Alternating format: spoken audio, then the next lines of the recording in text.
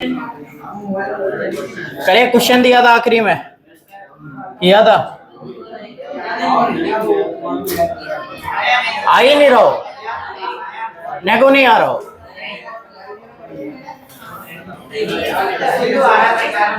आएगा जीरो, जब ऑलरेडी बोल रहा है कि इक्विलिब्रियम में है तो नेट फोर्स तो जीरो होगा ही होगा। बेटा शांत हो जाओ। एक तो पहली बात, तुम लोग आंखें बंद करके क्वेश्चन पढ़ते हैं ना।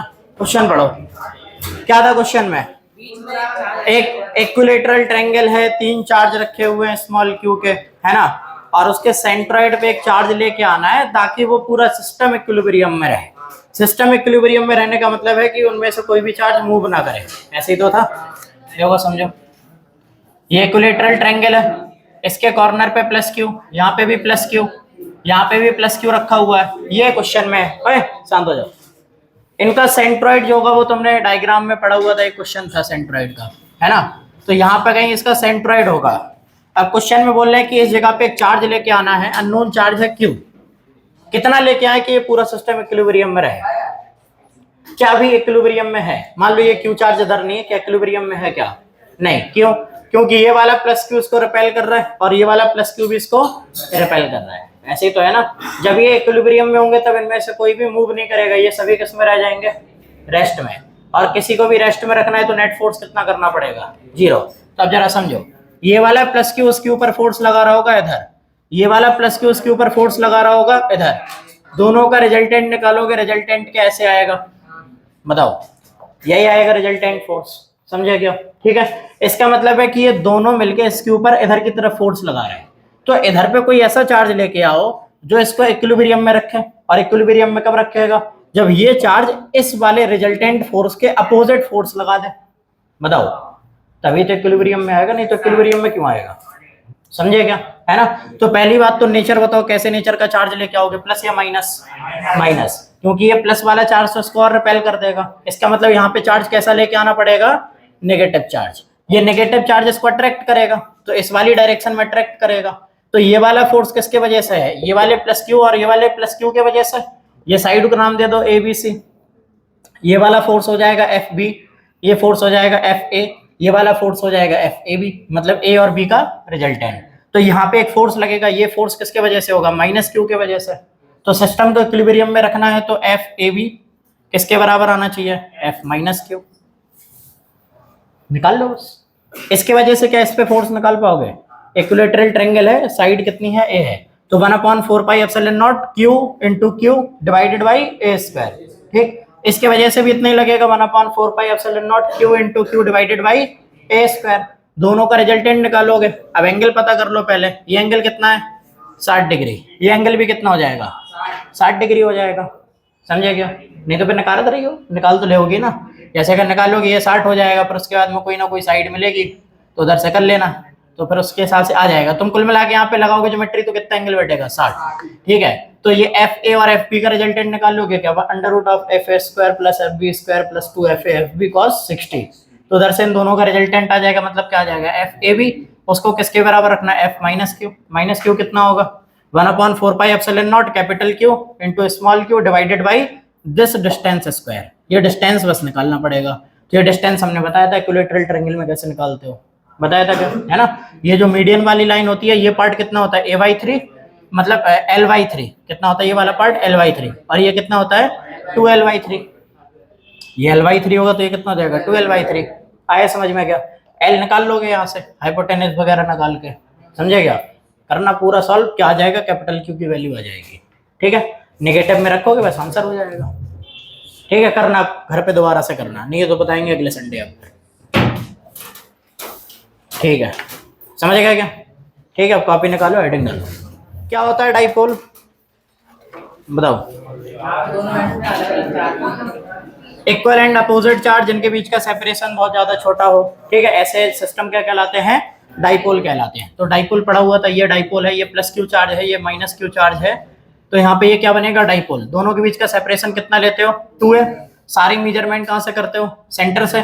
ठीक है, यहाँ पे क्या डाइपोल मोमेंट डिफाइन कर दिया था हमने। क्या होता है डाइपोल मोमेंट? दोनों चार्जेस में से किसी एक का मैग्नीट्यूड मल्टीप्लाई बाय डिस्टेंस, तो क्या होगा? 2a into Q. Dipole moment एक वेक्टर क्वांटिटी है, तो साथ में एक वेक्टर भी यहाँ पे मल्टीप्लाई कराते हैं, कौन सा, पी कैप, है ना। तो ये था डाइपोल मोमेंट। आया समझ में क्या, ये करा दिया था यहाँ तक। डाइपोल के हिसाब से मॉलिक्यूल्स के दो टाइप बनाए थे, कौन कौन से टाइप थे, पोलर एंड नॉन पोलर।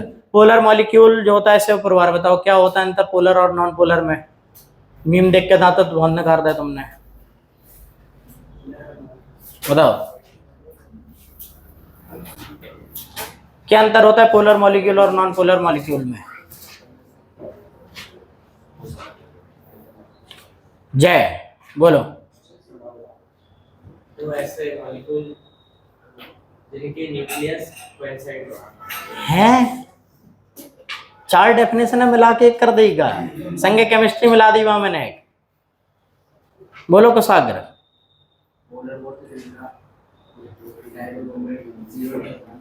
हाँ, और नॉन पोलर जिनका जीरो होता है। सही बोल रहा है या फिर बताओ आर्यन श्रीवास्तव उल्टा बोल रहा है। सही बोल रहा है, ठीक है। इसके अलावा और कोई difference Suryanshu polar non polar में। इनके चार्जेस मतलब न्यूक्लियस का चार्ज अगर कोइंसाइड करे, काय का न्यूक्लियस, न्यूक्लियस है कहाँ, जब कोई भी मॉलिक्यूल का पॉजिटिव चार्ज और नेगेटिव चार्ज का सेंटर कोइंसाइड कर जाए तो वो होते हैं नॉन पोलर, और ना करे तो फिर होते हैं पोलर मॉलिक्यूल। बस इतना याद कर लो। चार्जेस का सेंटर, न्यूक्लियस के सेंटर थोड़ी है, समझ रहे, चार्जेस के सेंटर। जैसे CO2 है तो CO2 में किस किस के ऊपर चार्ज है, ऑक्सीजन के ऊपर और कार्बन के ऊपर, समझ रहे क्या। तो दोनों ऑक्सीजन के ऊपर नेगेटिव है, तो दोनों ऑक्सीजन का जो सेंटर होगा वो कहलाएगा सेंटर ऑफ नेगेटिव चार्ज, ठीक है। न्यूक्लियस से मतलब ही नहीं है, न्यूक्लियस पे तो हमेशा पॉजिटिव चार्ज होता है, उस पर तो प्रोटॉन होगा हमेशा, ठीक है। चलो अब आगे समझो, देखो तो बस ये डाइपोल के वजह से अपन को इलेक्ट्रिक फील्ड फाइंड करनी है, तो हेडिंग डालो electric field due to dipole, electric field due to dipole.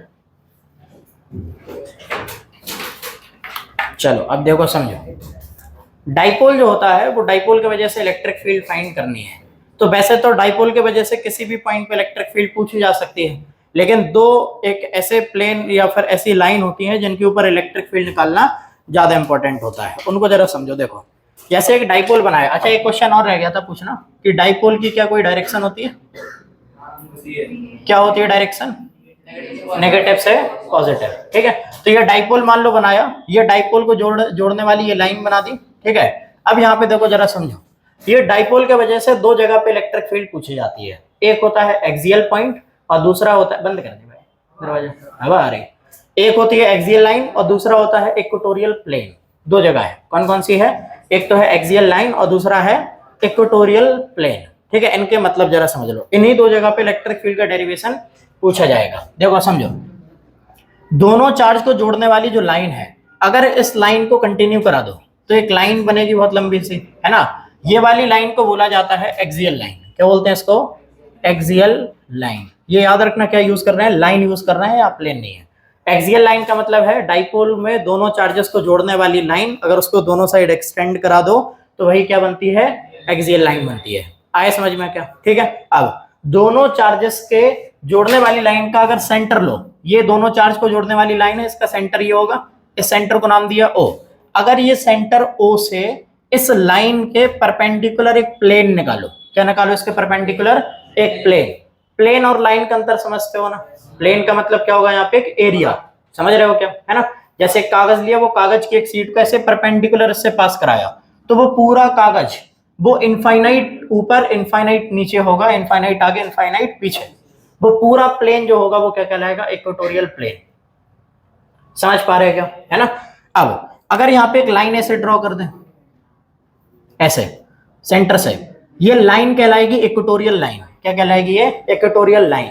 लेकिन बात इक्वेटोरियल लाइन की नहीं होती है, किसकी होगी, इक्वेटोरियल प्लेन की। समझ रहे हो क्या, मतलब यहाँ पे पूरा सीट ऐसे होगा, अंदर बाहर पूरा, और उस पे किसी भी पॉइंट पे तुमसे क्या पूछी जाएगी, इलेक्ट्रिक फील्ड। जो भी पूछेंगे, अगर तुमसे प्लेन के ऊपर पूछेंगे तो जो डेरिवेशन कराएंगे वो सेम डेरिवेशन अप्लाई होगा, चाहे पॉइंट के ऊपर मतलब प्लेन के ऊपर हो चाहे लाइन के ऊपर।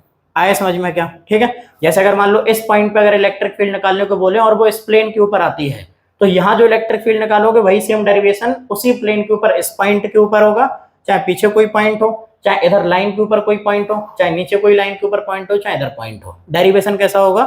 सेम। डेरिवेशन सेम होगा, इलेक्ट्रिक फील्ड जरूरी नहीं सेम है।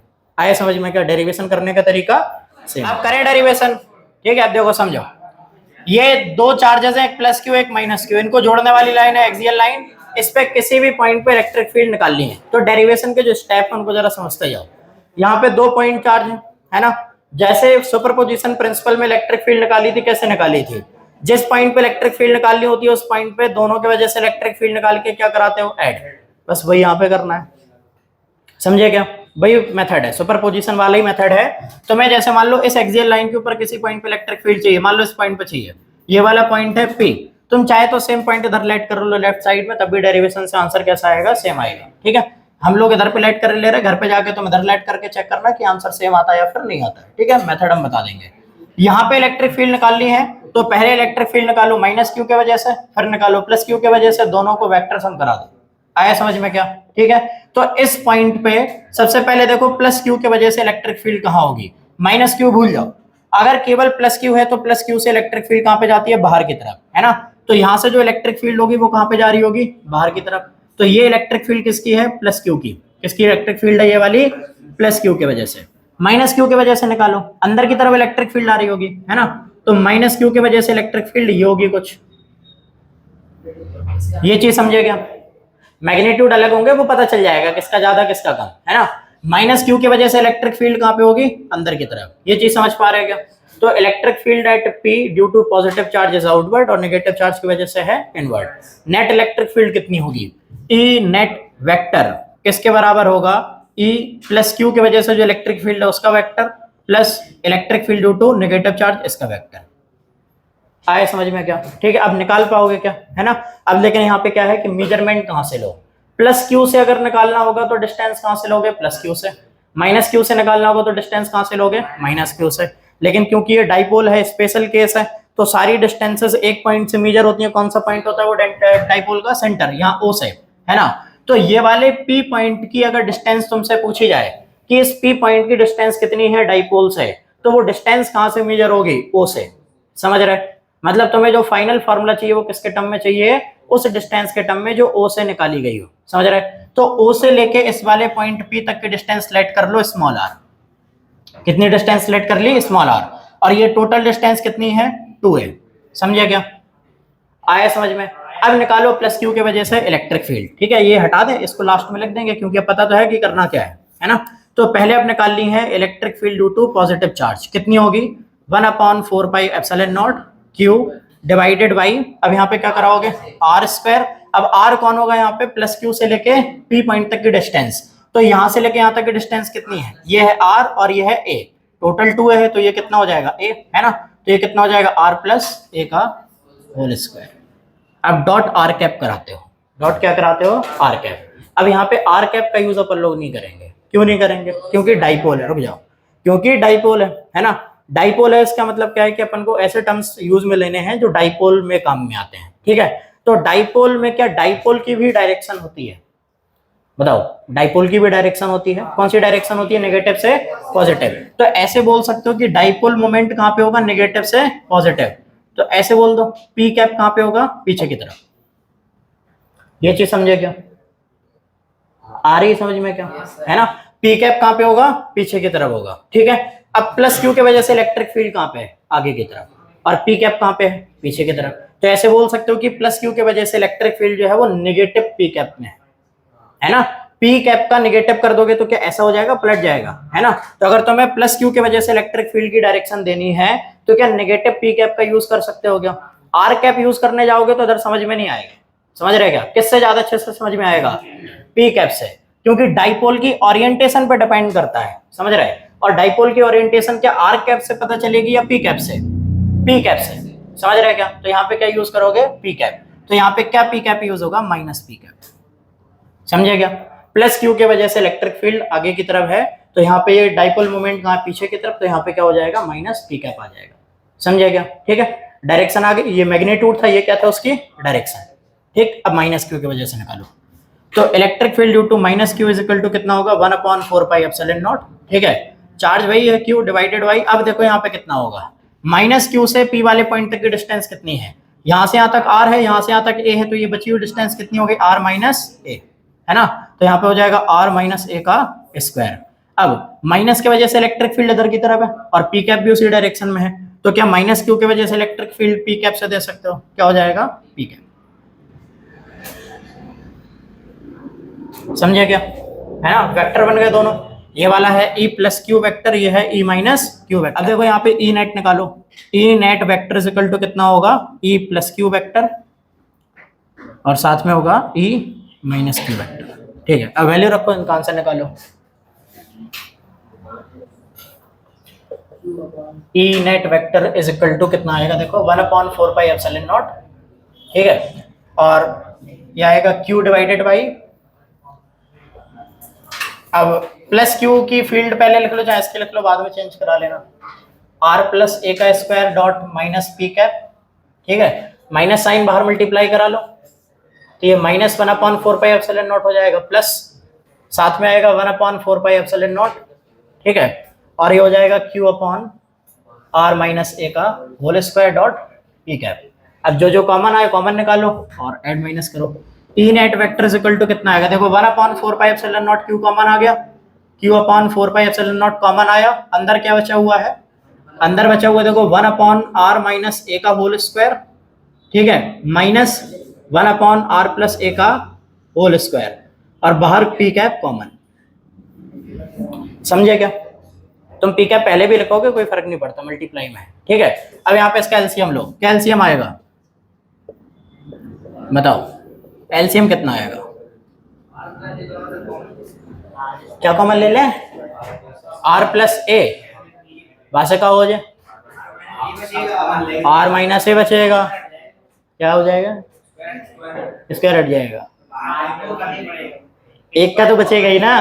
देखो समझो, करना तो वही पड़ेगा ना, मल्टीप्लाई कराओगे, बताओ, है ना, इससे बढ़िया सीधा मल्टीप्लाई करा दो ना उठा के पूरा, आर माइनस ए का whole square multiply by R plus A का होल स्क्वायर, इतना करा दो सीधा मल्टीप्लाई, है ना, हो गया, एलसीएम का निकालना है। ठीक है, अब यहाँ पे वैल्यू रखो, तो ये देखो आर माइनस ए इधर से हटेगा, ये बचेगा आर प्लस ए का whole square minus R minus ए का होल स्क्वायर। ठीक है, बाहर पी कैप हो जाएगा। अब इसको एक्सपेंड करो, तो ये हो जाएगा देखो क्यू अपॉन 4πε0, अंदर क्या बचेगा, डिवाइड में देखो यहाँ पे आर माइनस ए का square plus are plus A का मतलब multiply by R plus A का होल स्क्वायर। तो अब यहाँ पे क्या होगा, ये पूरे का होल स्क्वायर मान सकते हो, मतलब ये ऐसे होगा R minus A R plus A और इसका पूरे का स्क्वायर, ऐसे बोल सकते हो, और a minus b a plus b मतलब a square minus b square, तो ये हो जाएगा आर स्क्वायर माइनस ए स्क्वायर और पूरे का होल स्क्वायर। ठीक है, ये चीज समझ गए, ये इधर से इधर आ गया।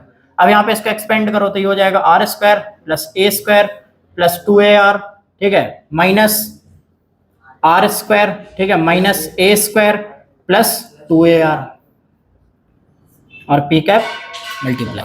ठीक है, r square a square cut गया, क्या बचा 2ar और 2ar कितना हो गया 4ar, है ना, तो q अपॉन 4πε0। ठीक है, अब ये 2ar और 2ar हो गया, तो यहाँ पे इसको मल्टीप्लाई में कर देंगे 4ar divided by r square minus A square की पावर 2 और पी कैप। ये इलेक्ट्रिक फील्ड नेट आया, अभी पूरा नहीं आया। देखो समझो, हमने क्या बोला था कि डाइपोल के डेरिवेशन करते टाइम एक क्वांटिटी रिपीट होती है। कौन सी क्वांटिटी रिपीट होती है, 2aq डाइपोल मोमेंट। क्या यहाँ पे डाइपोल मोमेंट आ रहा है कहीं पे, देखो चेक करो कहाँ पे, ये 4a इंटू क्यू है, क्या इसको लिखा जा सकता है 2a इंटू क्यू इंटू 2, है ना, तो यहाँ पे क्या इसको ऐसे लिखते हैं 4aq, मतलब यहाँ पे लिखेंगे इसको 2aq इंटू 2 इंटू आर, बात वही है ना, लेकिन 2aq क्यू के इसको क्या लिखा जा सकता है p, और साथ में p into P cap, p vector बन गया पूरा। समझे क्या, बताओ 2aq dot p cap, 2aq dot p cap, ये तो आ रहा है ना ऊपर, बताओ यहाँ से 2aq डॉट पी कैप, और यही क्या होता है तुम्हारा p वेक्टर, तो ये पूरा उठा के क्या बना दोगे p वेक्टर। तो e net vector is equal to कितना आ जाएगा, ये आ जाएगा p vector dot r 2r divided by 4πε0 R square minus A square का होल स्क्वायर। ये आ गया पूरा फॉर्मूला। चलो देखो समझो आगे, यहां से देखो इलेक्ट्रिक फील्ड कितना आ रहा है फॉर्मूला, बेटा शांत हो जाओ, E is equal to 2pr by 4π ε0 r² minus a²। अब ओए शांत हो जाओ, जब डाइपोल कराया था तब हमने शुरुआत में बताया था कि डाइपोल में और 2 पॉइंट चार्ज सिस्टम में क्या क्या अंतर होता है। अगर 2 पॉइंट चार्ज सिस्टम होगा तो उसके लिए ये वाली डिस्टेंस छोटी नहीं होती, मतलब दोनों चार्ज को सेपरेट करने वाली डिस्टेंस कैसी होती है, बड़ी। अगर दोनों चार्ज को सेपरेट करने वाली डिस्टेंस बहुत ज्यादा छोटी है, मतलब ये डिस्टेंस 2a बहुत ज्यादा छोटी है, तो r बहुत ज्यादा बड़ा होगा। समझ रहे हो, बहुत बड़ा है a से, तो उस कंडीशन में a को इधर से इग्नोर कर सकते हो क्या, बताओ। r में से बहुत छोटी वैल्यू घटा रहे और उसका स्क्वायर करे दे रहे, तो ऐसे मान लो कि 1 लाख में से एक वैल्यू घटा दो और फिर उसका स्क्वायर कर दो, क्या फाइनल वैल्यू पे कोई फर्क पड़ेगा अगर r वहां पे हो या फिर ना हो, नहीं पड़ेगा ना। तो यहाँ से r को क्या कर दोगे, निकलेज वैल्यू मतलब हटा दोगे, तो ये बनेगा E net vector is equal to, देखो 2p vector r divided by 4π ε0, ये r² की पावर 2 कितना हो जाएगा, r की पावर 4, एक r से एक r कटेगा, क्या बचेगा r3, तो E net vector is equal to 2p vector divided by 4π ε0 r3। क्या electric field is proportional to 1/r³ आ गया, बताओ।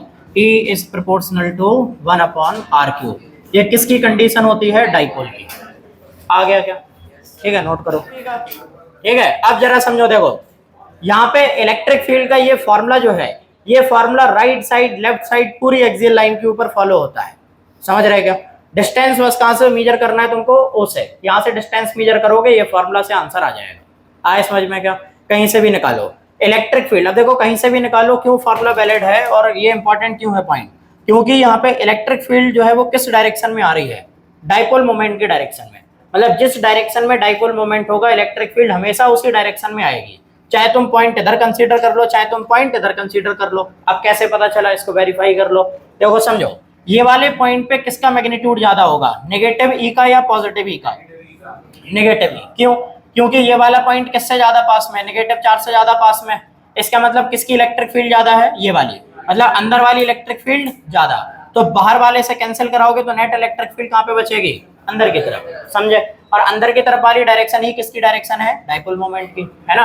अब इधर के साइड कोई पॉइंट लेट कर लो, ये तुमने पॉइंट लेट करा तो पॉजिटिव चार्ज की वजह से इलेक्ट्रिक फील्ड कहाँ पे होगी, इधर की तरफ, नेगेटिव की वजह से अंदर की तरफ। अब की बार में कौन ज्यादा होगा, पॉजिटिव, कौन कम होगा, नेगेटिव, तो नेट हटाओगे तो क्या बचेगा, इधर की तरफ, और ये वाली डायरेक्शन फिर कौन सी डायरेक्शन है, डाइपोल मोमेंट की। आए समझ में क्या, इसका मतलब ये फॉर्मूला सेम रहेगा, चाहे तुम पॉइंट लेफ्ट में लो चाहे राइट में लो। आए समझ में क्या, घर पे जाके ये चेक करना है कि क्या लेफ्ट साइड की इलेक्ट्रिक फील्ड सेम आती है या फिर नहीं आती है। अभी ग्राफ बनाना है,